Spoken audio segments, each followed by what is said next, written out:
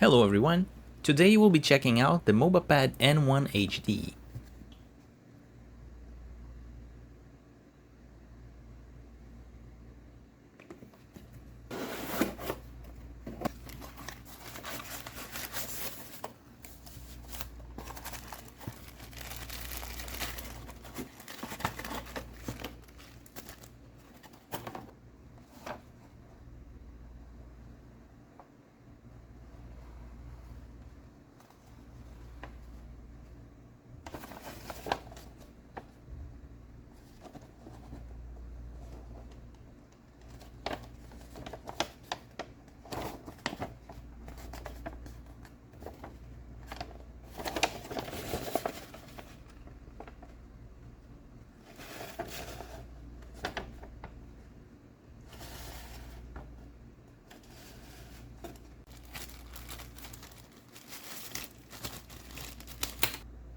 In the box you get an extra Dpad,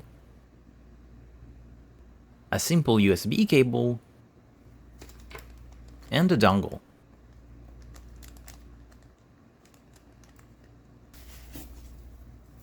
Visually, the N1 HD is very similar to the M6 HD, but those are Joy-Cons and this is a Pro controller.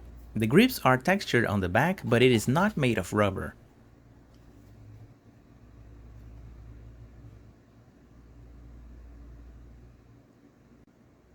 The buttons are membrane buttons, and they don't sync flat with the shell, although you can push them a little bit hard and they will sync. But at the normal level of operation, it is just a bit more elevated.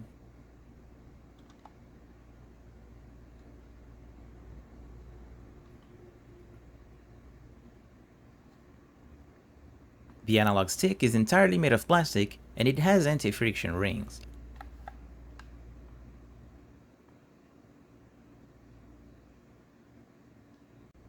For the D-pad we have mechanical buttons. And it is also removable.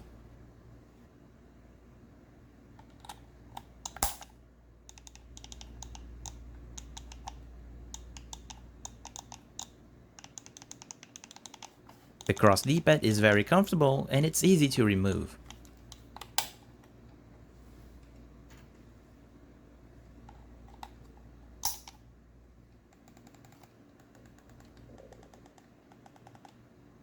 The shutter buttons have rubber membranes and they're easy to press. They're just slightly larger than the ones on a Joy-Con. The triggers are also membrane buttons and they're digital only. We have two back buttons with mechanical switches and they're pretty responsive too.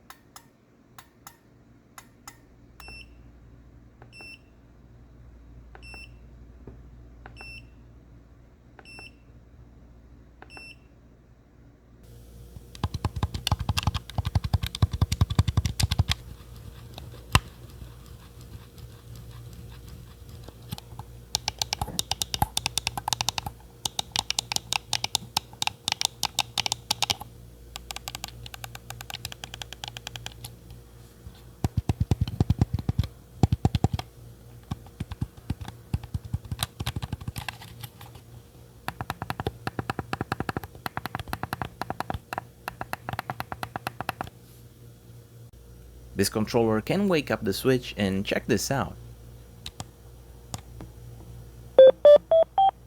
It plays a tune whenever you turn it on or off. It has gyro sensors,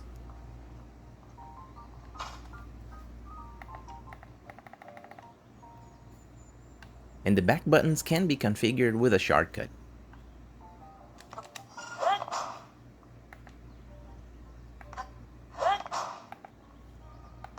You can also leave the macro on repeat.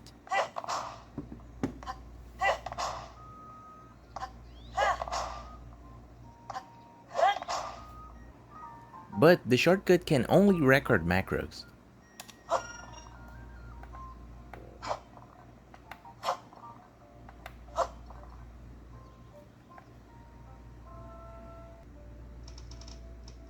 It can also read amiibos.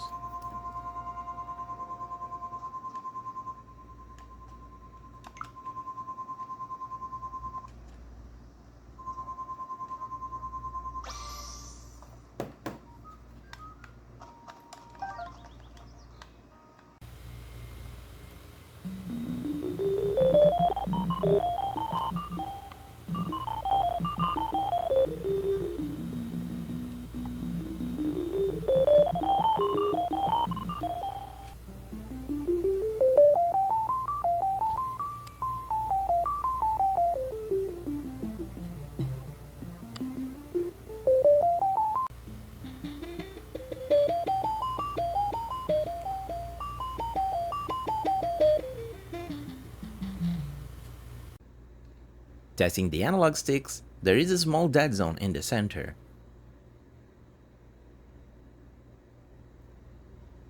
There is no cardinal snapping,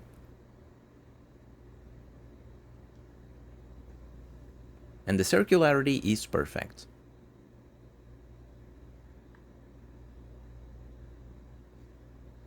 It has 254 steps of resolution,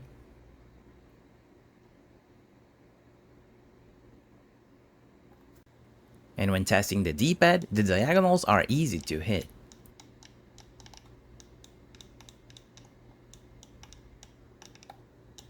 The inputs are also consistent.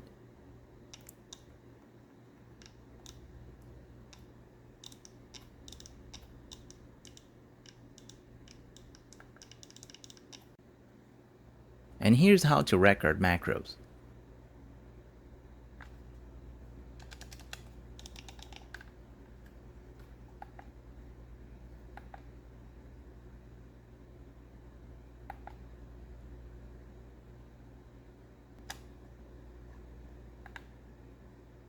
As I mentioned before, you cannot remap buttons with this shortcut.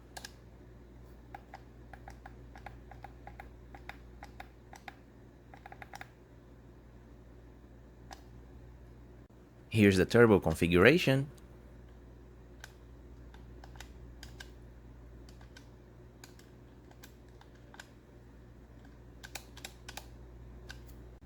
And you can adjust the turbo speed.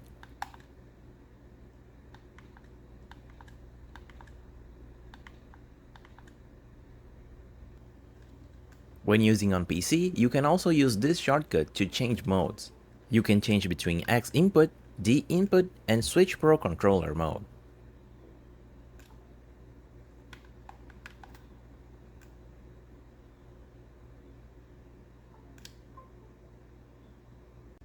It is also compatible with the Mobapad app.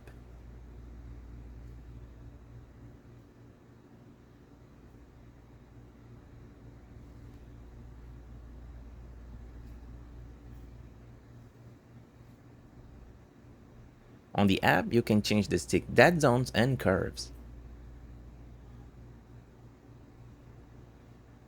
You can enable turbo for any button. And on the remap tab, you can record macros or remap the button.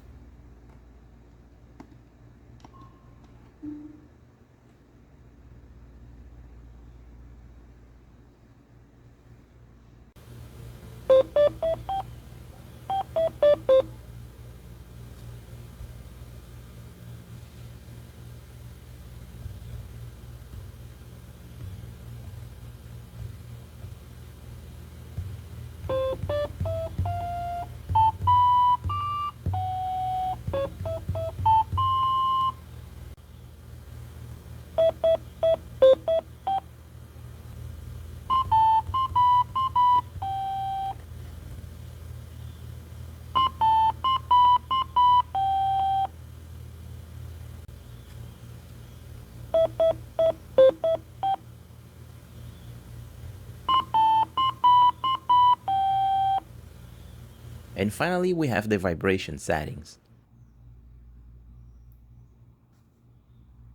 To disassemble it, you have to remove 3 screws on each side.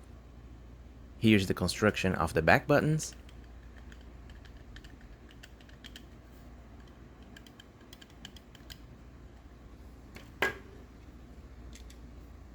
And there's 2 big added weights here.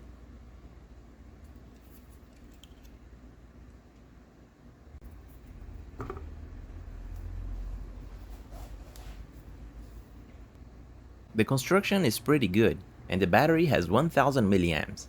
The switches for the back buttons are pretty good too.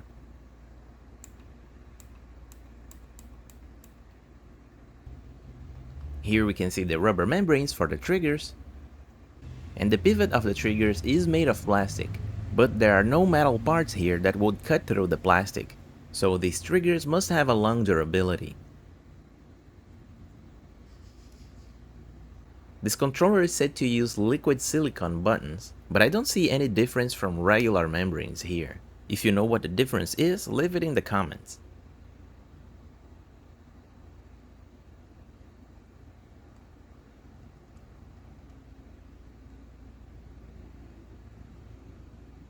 The stick modules are from GuliKit, and they are magnetic. I just don't know if they are Hall effect or TMR.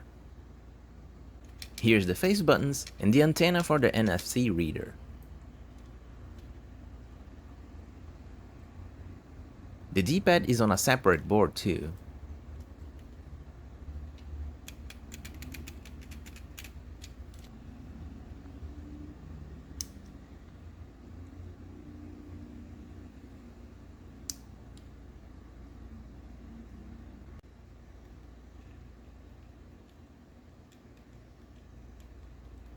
Since we don't have results on Gamepad LA, I performed the lag test using the GPDL.